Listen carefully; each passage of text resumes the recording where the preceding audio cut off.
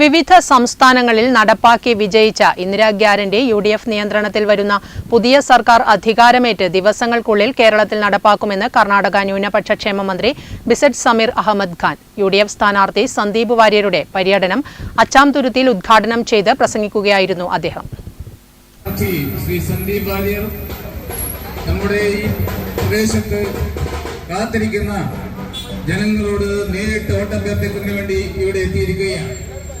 തൃക്കരിപ്പൂർ മണ്ഡലത്തിലെ ഭൂരിഭാഗം പഞ്ചായത്തുകളിലും നീലേശ്വരം നഗരസഭയിലും ഇതിനകം പര്യടനം പൂർത്തിയാക്കിയ സന്ദീപ് വാര്യരുടെ പ്രചരണയാത്രയ്ക്ക് ചെറുവത്തൂർ പഞ്ചായത്തിലെ വിവിധ കേന്ദ്രങ്ങളിൽ ഉജ്ജ്വല സ്വീകരണമാണ് ലഭിച്ചത്.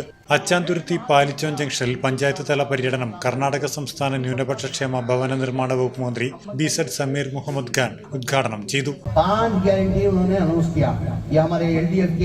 मुख्यमंत्री जो है उसको मजाक में लिया ना, ये लोग गारंटी अनाउंस किए, ये गारंटी इंप्लीमेंट करने को नहीं होता, ये गारंटी नहीं दे सकते.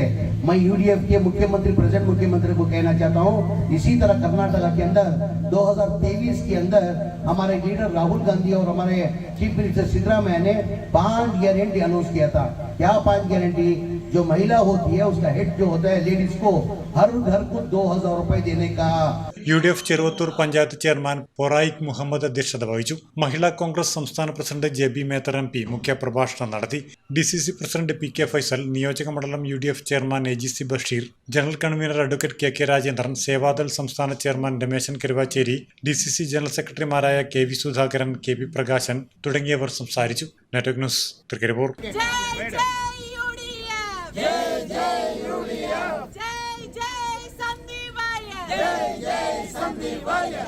വോട്ടും സന്ദീപ് വാര്യർ.